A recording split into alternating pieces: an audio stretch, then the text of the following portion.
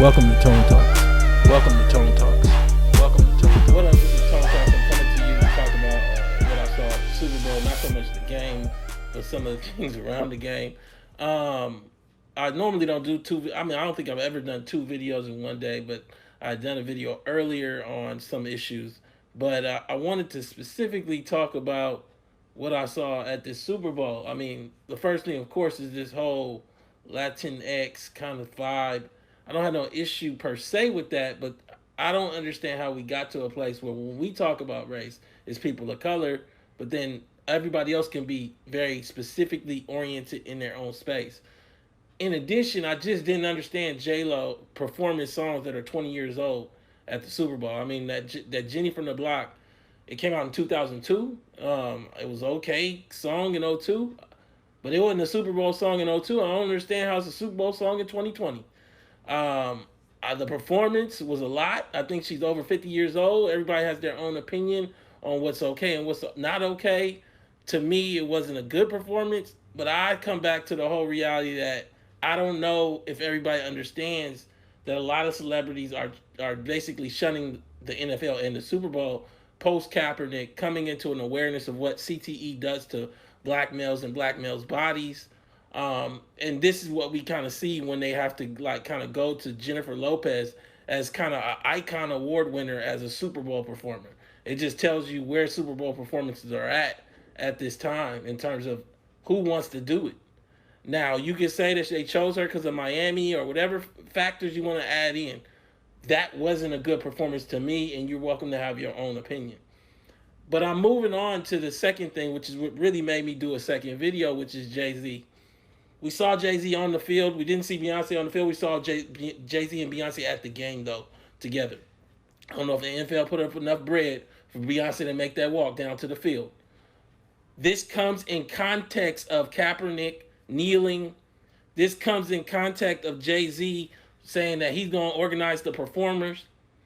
This comes in context of Jay-Z trying to become an NFL owner and basically, to me, selling Black America short in context of trying to present himself as the diversity the NFL does not have.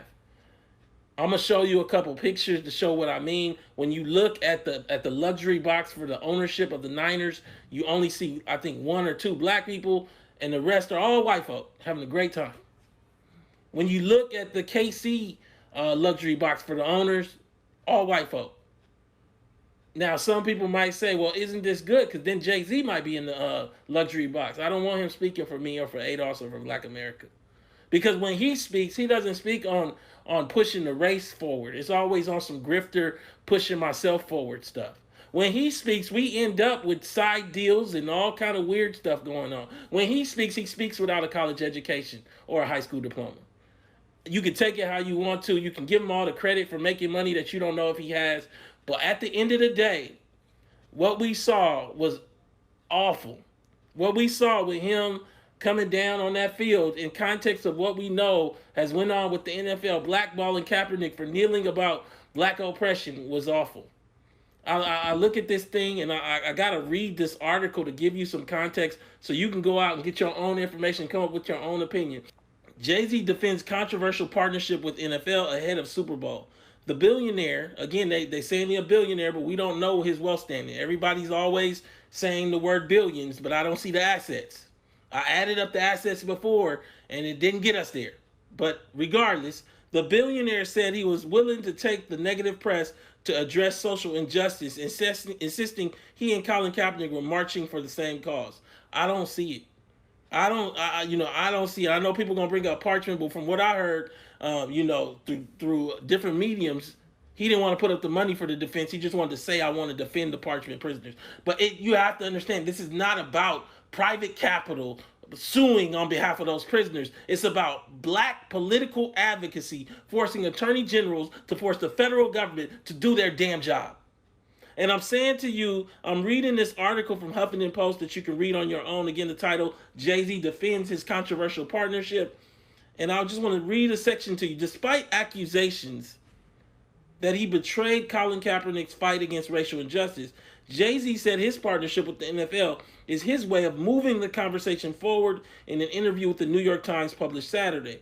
The billionaire music mogul who now spearheads the league's social justice initiatives, understand what we're saying.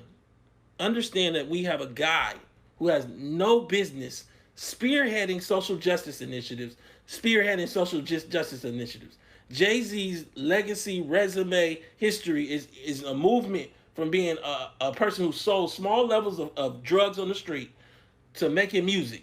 Now he's the guy amongst all of Black America, all of ADOS America, that's going to tell a multi-billion-dollar conglomerate how to do social justice issues. It makes no sense. Told the paper he was willing to take the negative press for the opportunity to reach the NFL's white football fans, as the Times phrased it, in an effort to create change. As long as real people are being hurt and marginalized and losing family members, then yes, I can take a couple rounds of negative press, he told the Times. Oh, thank you, Jay-Z. Thank you so much. The interview was published a day before the most important day for the NFL Super Bowl Sunday, with the San Francisco 49ers, Kaepernick's former team, up against the Kansas City Chiefs. Roc Nation, Jay-Z's entertainment and sports company, sealed a partnership with the NFL last August to boost the league's live performances and strategize for the league's social justice outreach. Understand what we're saying. We're saying a guy who has a capital interest. Let me explain again. A guy who has a capital interest in the whole reality of how this business venture leads to profit for himself is there to do social justice things for Black folk. And the guy who's going to do that is a former guy involved with the record industry. And we know what the record industry is about through Puff Daddy and Mace and what came out. We know what Jay-Z's about from the legacy he has from Damon Dash to other people around him. I don't understand how we got here. Do we not remember what the woman, and I want to look her up. I want to get her name right. MIA says former manager Jay-Z told her to sign ridiculous Super Bowl settlement. MIA has spoken about the legal battle with the NFL following her controversial appearance with Madonna at the Super Bowl in 2012. During the halftime show performance, MIA made a cameo on Give Me All Your Lovin', during which she stuck her middle finger up at the camera. A month later, the NFL filed a $1.5 million arbitration claim against her, claiming it was a breach of contract and tarnished the organization's goodwill and reputation. In March 2014, they reportedly added another $15 million. They were going to try to end this young woman. Jay-Z represented her as management, I believe, at that time. Speaking to Huck, the musician said the lawsuit activated so many people to come after me on so many different levels. Racism and sexism. I was at Roc Nation at the time, and Jay-Z was managing me, she said. The lawsuit was so ridiculous, it proposed that they would keep 100% of my earnings for the rest of my life if I ever earned more than $2 million. Jay-Z was like, you should sign that shit. And I was like, no, she continued. A middle finger is like a effing grip. People were like, oh, you're lucky you're not in jail. Jay-Z was our manager and said that in 2012. This is the guy that's doing the social justice initiatives for all of us. I'm looking at what happened where he walks down and he throws the football. None of it made no sense. I don't understand how we got here. We don't understand how much of a problem this man is and the whole idea of the decadent veil. I've presented this numerous times. I presented this since 2015 and maybe longer. The idea that Black celebrity is used as a cover to avoid Black folk. The idea that Black celebrity who are willing to take handouts represent a significant problem for the rest of Black folks in Black America. Jay-Z's partnership with the NFL is so problematic. It mixes profit with social justice. It mixes personal gain with the reality of what a community needs. It mixes a man that knows nothing about giving, nothing real about giving, with the very purpose of getting everything for a community and nothing for himself. I think I look at this thing, and you can feel how you want to feel. Come in the comments and say the different little moments that Jay-Z has done something. But I look at the setup of Kaepernick with the practice and how everything was set up wrong. I look at what has transpired since Kaepernick left the field. I look at how Jay-Z has wanted to be an NFL owner and has been kept out, and this is going to be his doorway in. I look at the reality of an NFL. As I said in Vice Sports, football's war on the minds of Black men. I wrote the article. Essentially, this sport where Black people own little to nothing, managed little to nothing. This sport has basically left us with a culture, a set of men that have CTE, schizophrenia that comes off of that, and nobody wants to talk about it. I'm saying today that Jay-Z coming on that field represents everything that he stands for. I'm saying that Jay-Z doing this partnership is an extension of him coming on that field. Jay-Z and Beyonce was at the game, y'all. They let J-Lo perform. She performed some 20. We wouldn't accept J-Lo performing the song that we heard. We wouldn't let Ja Rule, because the second song after Jenny on the Block was an old song with Ja Rule. We would have laughed Ja Rule off of the stage for singing on at the Super Bowl, let alone even anywhere. But somehow it's okay because it's J-Lo. I'm saying to you, we got to start understanding and having a consistency with our standards.